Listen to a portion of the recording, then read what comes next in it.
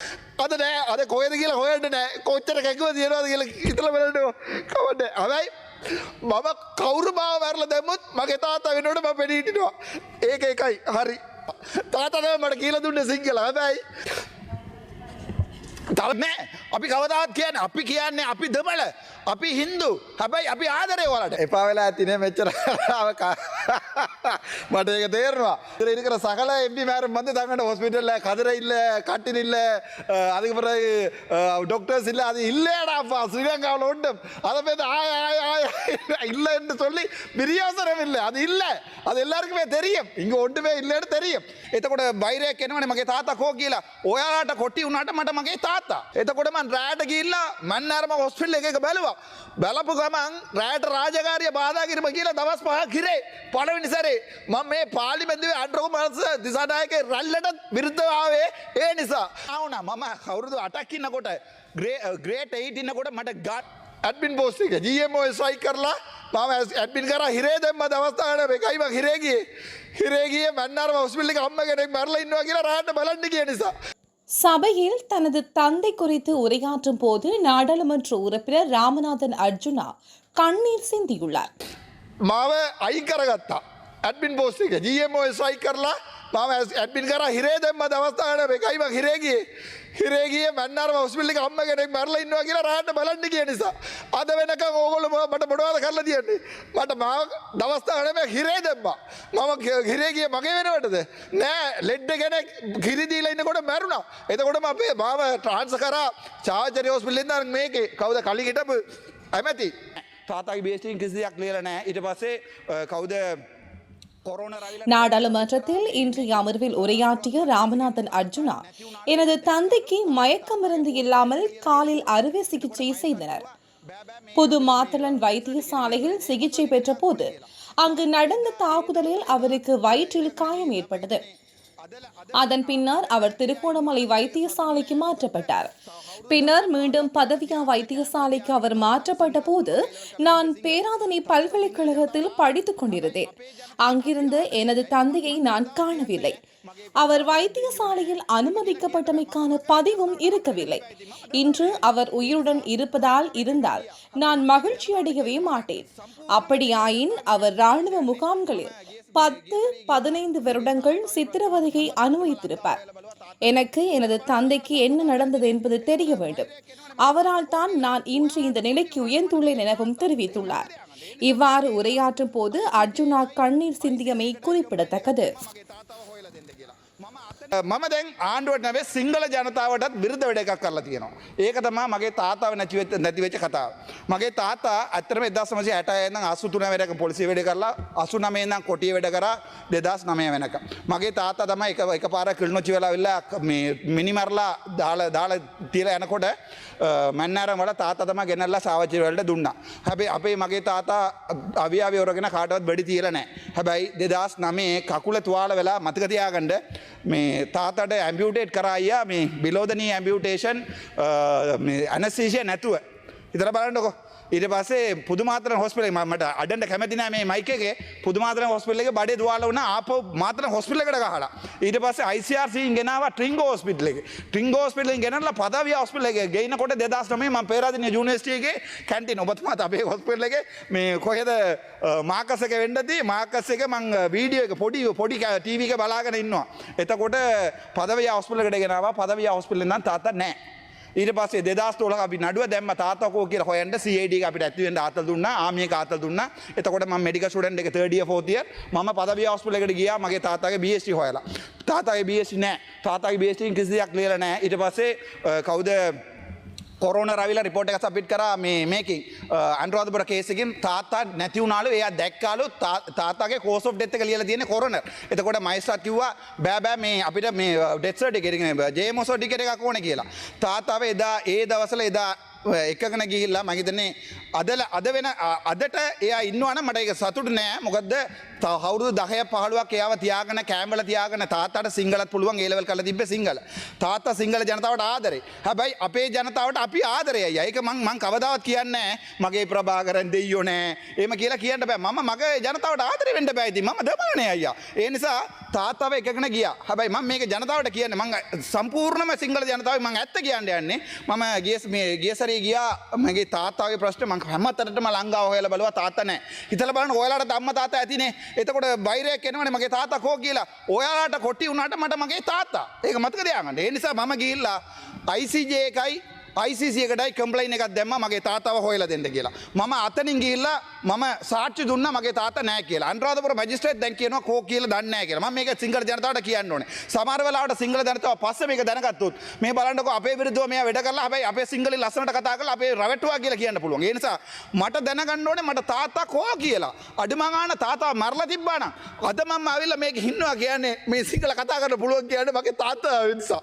තාත්තා තමයි මට කියලා දුන්නේ සිංහල. හැබැයි අද නෑ අද කොහෙද කියලා හොයන්න නෑ කොච්චර කැකුව තියනවද කියලා හිතලා බලන්නකෝ කවන්නේ හැබැයි මම කවුරු මාව මරලා දැම්මොත් මගේ තාත්තා වෙනකොට මම පෙනී හිටිනවා ඒක එකයි හරි තව එකක් කියන්න 2024 ජූන් වල මාව අයින් කරගත්තා ඇඩ්මින් පෝස්ට් එක GMO ස්ට්‍රයික් කරලා මම ඇඩ්මින් කරා හිරේ දැම්ම දවස් 10කට එකයි මම හිරේ ගියේ මන්නාරම හොස්පිටල් එකේ අම්ම කෙනෙක් මැරලා ඉන්නවා කියලා රාහට බලන්න ගිය නිසා අද වෙනකන් ඕගොල්ලෝ මට මොනවද කරලා තියන්නේ මට මාව දවස් 10කට මම හිරේ දැම්මා මම හිරේ ගියේ මගේ වෙනවටද නෑ ලෙඩ කෙනෙක් කිරි දීලා ඉන්නකොට මැරුණා එතකොටම අපේ මාව ට්‍රාන්ස්ෆර් කරා චාවචරි හොස්පිටල් එකෙන් මේකේ කවුද කලින් හිටපු ඇමති කවුද මේ කේලිය රම්බු කළ නෑ කේලිය රම්බු කළ වෙන්න බෑ මේ කේලිය රම්බු කළ හරිද එතකොට මම මාව පේරාදිනිය දැම්මා පේරාදිනිය දාලා ඉවරලා මං එක දවසක් අම්ම කෙනෙක් මැඩුවා කියලා හස්බන්ඩ් මට කතා කරා මගේ වයිෆ් මරුණා බබාට කිරි දෙනකොට කියලා එතකොට මං රැයට ගිහිල්ලා මන්නාරම හොස්පිටල් එකක බැලුවා බලපු ගමන් රැයට රාජකාරිය බාධා කිරීම කියලා දවස් 5ක් හිරේ පළවෙනි සැරේ මම මේ පාර්ලිමේන්තුවේ අඩරෝ මාස දිසානායකගේ රැල්ලට විරුද්ධව ආවේ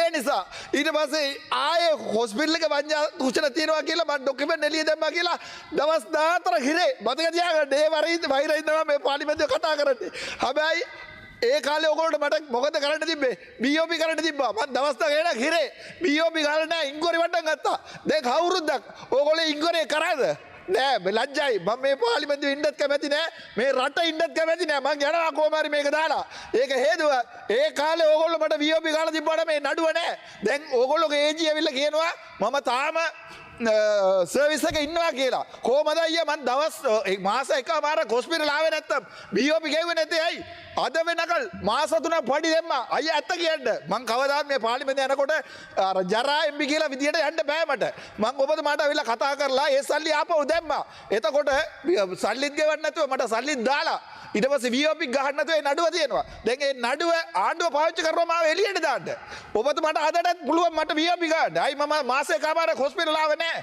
අයි මට VOP ගෙවුවේ නැද්ද දේශපාලනය කරන්න එපා අයියා මට මේ පාර්ලිමේන්තුවේ ගොඩක් දවස් ඉන්න ඕනේ කියලා මට ඕමනාවක් නෑ හැබැයි ඉන්න දවස වෙනකම් මම කෙලින් වැඩ කරනවා. ඔයා මගේ හැටිය දන්නවා හොඳට. ඉන්න දවස් වල වෙනකම් මම ඇඩ්මින් වැඩ කරා. ඇඩ්මින් හැමදාම පාර්ටිය දානකොට අපිට කොලෙජ් එක සෙෂන් තියෙනකොට අහලා බලන්න ඇඩ්මින් ලාට කාටද මේ බාර් එක බාර දෙන්න කියලා. බාර් එක බාර දෙන්න මට එක දවසක්වත් එක බෝතල්වත් උසට නැතුව ආගේ කඩම් කරලා ගිහලා ආපහු දීලා තියෙනවා. හැබැයි ඒ තරම් තමයි මම වැඩ කරලා තියෙන්නේ. මෙහි ආවට පස්සේ ඔයගොල්ලෝ මොකද කරන්නේ? මාව ඉතින් හොරු කිව්වා. ඔයාගේ අල්ලපු පුටුවේ ඉන්න එක්කෙනා මාව පිස්ස කිව්වා. රිදෙන්නේ නැද්ද? රිදෙන්නේ නැද්ද? ඒ නිසා තමයි මම අද ජනාධිපති මුණ ගැසුණා. මංගේ ජනාධිපති එන්න කියලා අද කතා කරා. ශ්‍රී ලංකාවේ දිනයට ජනාධිපති කිව්වා සහයෝගය දෙන්න කියලා. මං කිව්වා මේ ජනාධිපතිතුමා ඒක අනිවාර්යෙන් කරන්න ඕන දෙයක්. මම මේක අද පාර්ලිමේන්තුවේ කතා කරොත් ඔබතුමාගේ ඇඩ්වර්ටයිස්මන්ට් එකට වඩා හොඳට යනවා කියලා. ඒ නිසා මම ඒකට කැමැති. මම ඔයාලටත් කැමැති. මට තියෙන ලොකුම ප්‍රශ්න තමයි දැන් දේශපාලන විදිහට මේක පාවිච්චි කරන්නේ ඇයි? දැන් අපි ඇවිල්ලා දේශපාලනයේ පක්ෂයක් නෑනේ. එතකොට පළවෙනි දවසේ මං කිව්වේ මොකද්ද? ඕගොල්ලෝට අපි මරන්න ආදරේ කියලා. හැබැයි ඕගොල්ලෝ මොකද කරේ? ආයෙ මා එලවල ජෙලෝල්ලා ඉන්න එකේ ලැජ්ජ වෙන්න ඕනේ ආඩුව තියාගන්න. මතක තියාගන්න. ජෙලෝල්ලා ඉන්න එක වාහනේ නැතුවා කියලා අරස් කරලා දැම්මා මේ පොලිසිය. හැබැයි හාමතුරු ගැන පොලිසියට ගහලා දිනනවා. පුදුබිලිම උසගෙන ගිහිල්ලා තියලා තියෙනවා. මේක තමයි මේ රටේ. ඒ නිසා තමයි අපි හිතන්නේ මේක අපේ රටට අපිට ජීවත් වෙන්න කැමති නැහැ කියලා. නැත්තම් අපිට වෛරයක් නැහැ සිංහල ජනතාවත් එක්ක. හිතලා බලන්නකෝ මම පොලිසියට ගාලා තිබ්බම මේ වෙලාවට ඉවරයි. ඒක තමයි කියන්නේ මේ රටේ ජනාධිපති කියනවා මේ සිංහල නැහැ, බුද්දිස්ට් නැහැ, හින්දු නැහැ අපි ඔක්කොම එකයි කියලා ඒක කටින්. ඒක කටින් නැත්තම් වෙන දැනකින්. හැබැයි අපි කියන්නේ අපේ පපුවේ තියෙන ඒ වගේ එකක් නැහැ. අපි කවදාවත් කියන්නේ අපි දෙමළ, අපි හින්දු. හැබැයි අපි ආදරේ ඔයාලට. ඔයාලා කියනවා නෑ නෑ මොකුත්ම නෑ කියලා අපිට වෙඩ දෙනවා. දැන් ක්ලීන් ශ්‍රී ලංකා බලන්න එක දෙමළ පුත්කලයා ඉන්නවද? උත්තර කොච්චර වංජා දූෂණය කරලා ගැව්වාද? ඔයගොල්ලෝ එකක්වත් අල්ලුවාද? නෑනේ. හරි කමන්නේ. අපි ડોක්ටර්ස්ලාගේ පර්මිට් එකට යක්. මට උත්තර දෙන්න සෞඛ්‍ය ඇමතුමා. අපි SL ග්‍රේඩ් එක මොකද්ද? SL grade 2 එමෝගනේ. කන්සල්ටන්ට්ලාගේ SL grade එක මොකද්ද? SL grade 3. අපිට වාහනයක් නැහැ, පොමිට් නැහැ.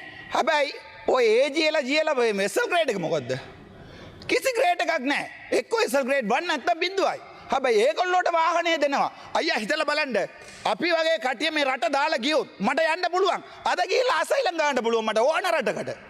හැබැයි මම මරණොත් ගමන් නැහැ කියලා එන්න ඔන්න ෆයිසල් කිව්වා මම ඒ වචනේ කියන්න කැමති නැහැ යන පාරනේ මම ඔයා කපලා කොටලා දානවා කියලා මාව කපලා කොට දාන්න අමාරුයි අපි අවුරුදු 39ක් අපි අවුරුදු 8ක් මම කියන ග්‍රේඩ් 8 ඉන්නකොට මට ගන්න එකක් ඩිස්මැන්ටල් කරලා හෑන්ඩල් කරන්න පුළුවන් අද මට ගන්න එකක් දුන්නා ඊට පස්සේ මම hina වුණා මම අවුරුදු 8ක් ඉන්නකොට ග්‍රේඩ් 8 ඉන්නකොට මට ගන්න එකක් ඩිස්මැන්ටල් කරලා ආපහු දාන්න පුළුවන් අපි ඒ පැත්තෙන් නම් මෙතන ඇවිල්ලා තියෙන්නේ කතා කරන්න ඕගොල්ලෝට දැන්වත් මේක ඉවර කරන්න අයියා නැතුව හැමදාම ගිහිල්ලා බලනකො TNA එක ගිහිල්ලා ජනාධිපතිතුමාට කතා කරනවා මිනිස්සු රවට්ටනවා හැබැයි මට මාර දුකයි මේ ඇතුලේ අඩුම ගන්න ඩොක්ටර් කෙනෙකුට පර්මිට් එකක් දෙන්න බැරියයි දැන් සාමාන්‍ය යුරෝප් ගියාම ඒගොල්ලෝට ගන්න පඩිය ලක්ෂ 40යි මම දැන් ගියොත් එම මේ යුරෝප් වල මට වැඩ කරන්න පුළුවන් නැත්තම් රැක්බා එක්සෑම් එකක් ලියවුවොත් මට ගිහලා කෝටියයි මාස පඩියක් ඕස්ට්‍රේලියාව වල අයියා දන්නවා royal Australian college of medical administrators අපිට යන්න බැරිද රැක්මා ගියොත් හැබැයි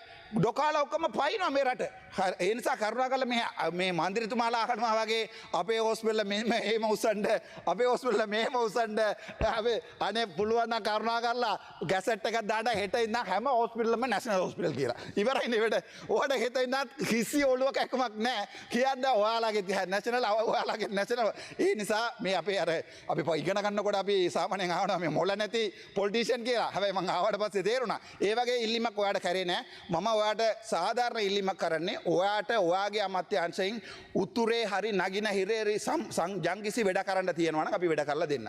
Thank you so much Bomas. இது போன்ற செய்திகளை தெரிந்து கொள்ள யாழ் டிவி நியூஸ் சேனலை சப்ஸ்கிரைப் செய்து அருகே இருக்கிற பெல் பட்டனையும் கிளிக் செய்து கொள்ளுங்க.